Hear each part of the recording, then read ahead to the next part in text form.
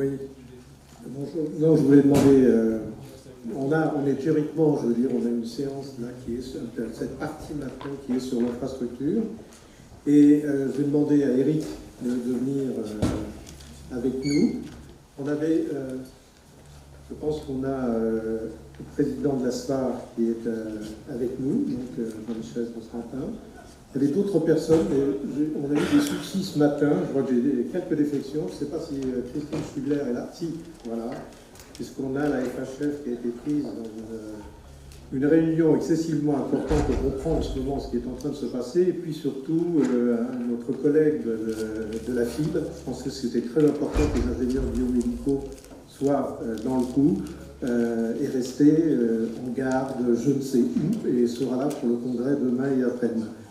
Donc, on a la première partie, je pense qu'on a eu énormément de chance de voir Brice Gaillet avec nous. Et puis surtout, ce qui est extraordinaire, c'est que, voilà, on connaît son histoire un petit peu quand même. On sait qu'on est parti effectivement de son idée de robot. Et on voit que la plus-value, ce que devient son outil, c'est que véritablement, il passe dans le monde de la chirurgie 4.0. C'est-à-dire qu'il arrive de faire un outil qui était parti pour faire une assistance, un robot, devient véritablement l'outil vers lequel vont converger, je veux dire, la plupart des outils robotiques, la plupart des éléments du bloc opératoire. Donc, la petite présentation que je veux vous faire est un peu plus prospective. C'est que je pense tout ça, on comprend bien, c'est absolument merveilleux. Je crois qu'on a un vrai problème, et je veux dire que dans l'Académie de chirurgie, je crois, je ne sais pas si on le préciser encore aujourd'hui, la démocratie sanitaire, ça nous tient énormément à cœur. Le fait qu'on puisse, si on passe à cette chirurgie 4.0, à cette médecine 5P qui risque de nous être totalement imposée par les datas de l'étranger, on a un risque énorme de devenir une colonie ou un espace franchisé, il faut absolument qu'on ait une réaction, mais cette réaction, ce n'est pas simplement les datas dont on va parler beaucoup dans ce congrès demain, c'est des infrastructures générales, c'est-à-dire les autoroutes de l'information, c'est absolument ces effets d'infrastructure. C'est un peu ça dont je voulais vous parler. Et je veux dire, après, ça sera simple, parce qu'on aura aussi Eric qui, lui, nous mettra en situation dans la réalité de cette chirurgie qui est en train véritablement de se développer. Donc, on l'a entendu tout à l'heure, par le président Jardet. Théoriquement, chirurgie 1, chirurgie ouverte, chirurgie 2, 3, célioscopie et robotique, et chirurgie 4.0, l'univers dans lequel nous fait rentrer de Pimpé Maestro. Voilà. Alors, l'état des lieux, je fais juste une petite diapositive pour vous dire, nous, c'est excessivement important pour nous, c'est de savoir où on en est. Donc on s'aperçoit qu'on a 68% à peu près de chirurgie mini-invasive, et on se rend compte qu'on a encore, et on a un rapport de l'Académie de chirurgie en 2024 sur les territoires qu'il faut vraiment consulter parce que c'est excessivement important. Vous dire encore, la moyenne, 30% de chirurgie ouverte dans des indications de chirurgie qui devraient être mini-invasives, c'est quand même quelque chose d'excessivement préoccupant. Et au lieu, on sait très bien que le robot nous permet de passer à la chirurgie mini-invasive pour où c'est difficile, etc., et qu'il y a vraiment une réflexion à faire, des ciblages à faire, une politique vraiment, d'avoir une vision sur cette problématique. Pour la chirurgie 4.0, bon, c'est en train de se développer, on l'a bien vu. Alors, qu'est-ce qui se passe? C'est pas simplement c'est pas un détail, c'est un véritable saut qualitatif. C'est pas un upgrade, c'est totalement une transformation. Et je crois que c'est ça qui est excessivement important et qu'il faut qu'on prenne conscience, c'est pas simplement de se moderniser, de dire qu'on a une belle salle, qu'on est capable de faire un certain nombre de choses, il y a beaucoup de choses qui sont faites. C'est pas ça. On ne va pas pouvoir aller plus loin si on ne change pas les infrastructures qui sont autour qui constituent notre environnement de travail. Pour la chirurgie qui se base sur les données, comme on l'a vu là avec l'intelligence artificielle, robots, intelligence artificielle, l'ensemble, vous imaginez, des objets connectés nécessaires. Je veux dire, pour cet environnement, et Brice nous l'a bien montré, en montrant que nos amis américains de NVIDIA ont des puissances de calcul qui nous permettent de le faire, mais d'autres aussi. Et surtout, ce qui est important, c'est qu'on passe, et ça me semble excessivement important, c'est de la connaissance du cas, c'est-à-dire, on vous en parlera, c'est le jumeau numérique, mais à la confrontation en temps réel du cas du patient à la connaissance générale. C'est-à-dire qu'en temps réel, on va pouvoir confronter des données du jumeau numérique du patient avec des jumeaux populationnels, et à partir de ce moment-là, je veux dire, c'est là que va se construire véritablement à la fois, je veux dire, la connaissance, et deuxièmement, le feedback qui nous permet de traiter nos patients. C'est comme ça que ça a fonctionné.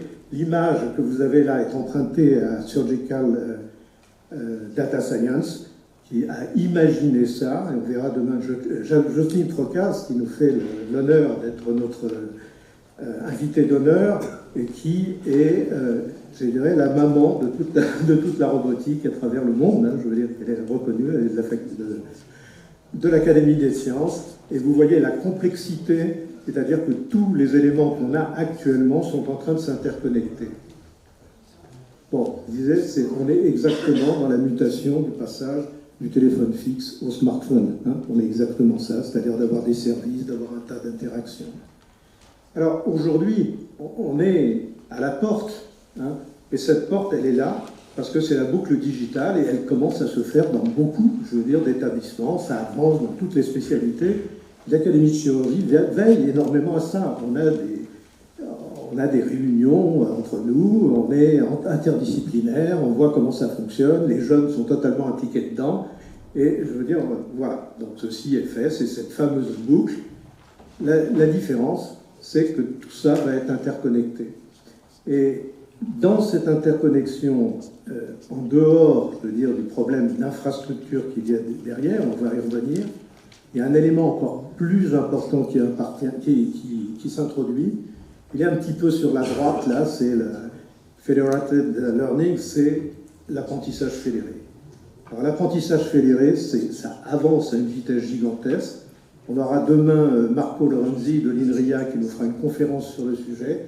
Il en a fait une très brillante au Collège de France, et je suis content qu'il se déplace pour nous en faire une demain, parce que c'est un sujet excessivement important.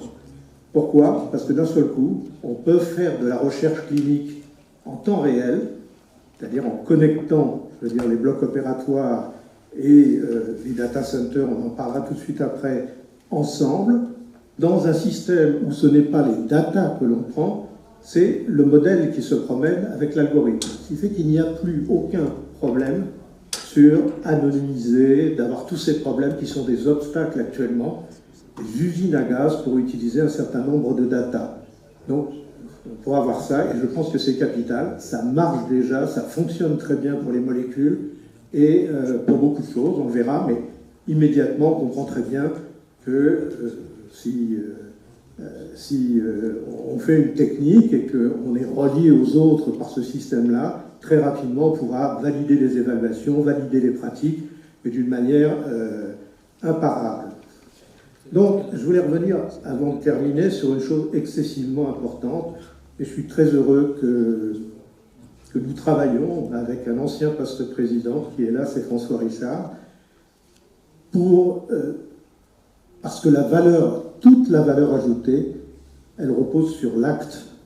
C'est quelque chose dont on soit conscient. C'est sur l'acte et la bonne codification de l'acte que vont s'ajouter toutes les couches, je veux dire, d'études cliniques et de l'ensemble, je veux dire, de la recherche ou des validations des produits ou des pratiques.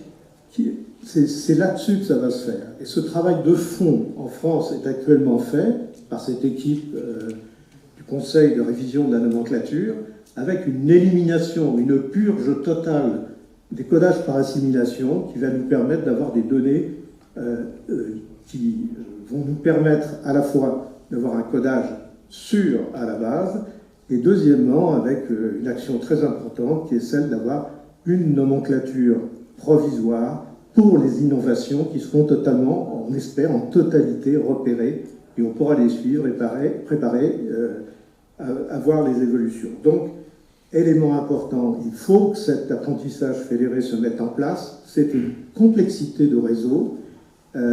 Et ce qui est important, c'est que Hubert Johannet nous fait remarquer qu'il n'y a que 15% des praticiens qui sont dans la recherche clinique.